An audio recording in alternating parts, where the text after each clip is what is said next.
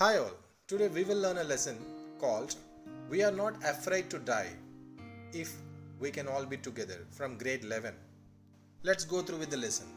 In July 1976, my wife Mary, son Jonathan, 6, daughter Suzanne, 7, and I set from Plymouth, England to duplicate the world voyage made 200 years earlier by Captain James Cook. For the longest time, Mary and I, a 37-year-old businessman, had dreamt of sailing in the wake of the famous explorer, and for the past 16 years, we had spent all our leisure time honing our seafaring skills in British waters. Here, the narrator wanted to do a voyage, means a sea journey with his family. So he has got a wife, Mary, son Jonathan, daughter Suzanne. To duplicate means duplicate is nothing but copying. Whom he was copying. He was copying a person called Captain James. Who is Captain James? He was the one who made the same trip 200 years earlier. So they wanted to do the trip around the world just like Captain James. And he was also saying that he had spent almost his leisure time honing our seafaring skills. Means honing means nothing but improving. Seafaring skills means traveling by sea in the British waters. In the British waters means within the seas of his own country called Great Britain. Our boat, Wave Walker, a 23-meter, 30-ton wooden hulled beauty, had been professionally built, and we had spent months fitting it and testing it in the roughest weather we could find. Here he was giving the description of the boat. The boat's name is Wave Walker. It is of 23 meters length with 30-ton weight. And he was saying the boat is made of wood and they took months of time to build the boat. And they have also tested the boat in the roughest weather. As I told you earlier, they sailed in the British water to gain the experience of traveling in the roughest weathers, so that if they face any real-time challenges or hardships, they should know how to withstand and overcome them. The next paragraph. The first leg of our planned 3-year, 105 kilometers journey passed pleasantly as we sailed down the west coast of Africa to Cape Town. There, before heading east, we took on 2 crewmen, American Larry Wiesel and Swiss Herb Siegler, to help us tackle one of the world's roughest seas, the Southern Indian Ocean. So here, the first leg means first part. Actually, they planned the world trip in 3 phases, and the first phase is of 3 years, and the distance they traveled was 105,000 kilometers. They started from Africa and reached Cape Town. They said the voyage was so peaceful. And the second phase, they had to go ahead towards east, and they claimed this is the roughest sea route. So they recruited 2 crewmen. One is American Larry and the second one is Sis Siegler to help them out.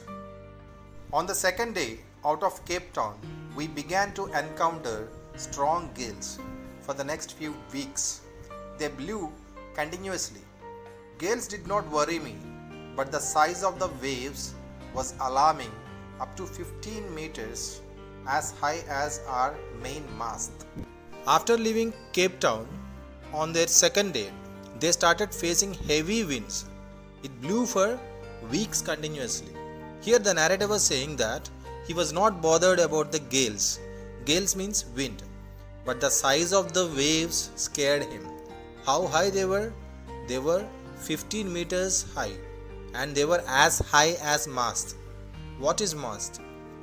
Mast is a tall pole in the ship to which jibs are connected, as you can see in this image. December 25 found us 3,500 kilometers east of Cape Town. Despite atrocious weather, we had a wonderful holiday complete with Christmas tree. New Year's Day saw no improvement in the weather, but we reasoned that it had to change soon, and it did change for the worse.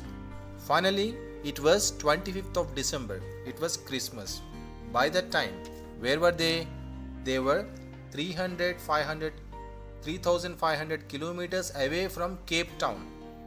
Though the weather was not so supportive, they celebrated the Christmas with a Christmas tree. And on the eve of New Year, they was expecting some improvement in the weather. See, we humans always expect some improvement in our lives in the coming days. Likewise, they were expecting some improvement. Yes, fortunately, there was an improvement, but it is not for good. Unfortunately, the situation has become worse. At dawn on January 2, the waves were gigantic.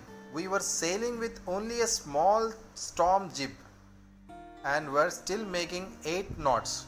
As the ship rose to the top of each wave, we could see endless enormous seas rolling towards us, and the screaming of the wind and the spray was painful to the ears. To slow the boat down, we dropped the storm jib and lashed a heavy mooring rope in a loop across the stern.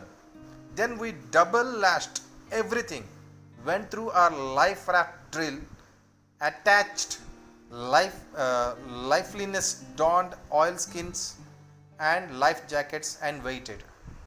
Adding fuel to fire early in the morning on Jan 2, the waves were gigantic. Gigantic means enormous. We were sailing with a small storm jib. What is the meaning of storm jib? As you can see in the image, storm jib is a rectangular stay sail set forward the mast. We already discussed about mast, right? The pole which is in a vertical shape in the ship. In front of the mast portion, this storm jib is attached, as you can see in the picture. Here the writer was saying that the storm jib they had in the ship was a smaller one. Still the ship was moving with 8 knots speed. Knot is the unit speed measured equal to a mile. Knot is used for measuring the sea trips. And the writer was also saying that whenever their ship was mounting on a wave, they could see the total sea was rolling towards them, and the force of the wind even hurt their ears. With such a massive force, the wind was blowing. To slow down the boat, we dropped the storm jib and lashed a heavy mooring rope in a loop across the stern. Then we double lashed everything, went through our life raft drill, attached life lines, donned oilskins and life jackets, and waited. Firstly, heavy moor means a fat rope or a chain in a loop. Loop is a round shape produced by knotting the rope, like here you can see on the screen. Across the stern, stern means the backward part of ship. Here the ship was sailing fast and going out of control. So they dropped a heavy rope tied with an anchor, and that rope is tied to the stern of the ship, so that the anchor which is dropped into the water hooks into a water seabed or else somewhere and reduces the ship's speed. Then they double lashed. Double lash means, lashing means tying. So they have tied all the things twice because they are scared of losing things. They tied all the things twice, went through life raft drill. That means they worked out some life-saving drills and exercises they practiced earlier. Then donned oilskins means, donned means wore. Oilskins means oily waterproofs and life jackets, and they were waiting to face the cyclone. That's all for today. We'll finish the lesson in the next part.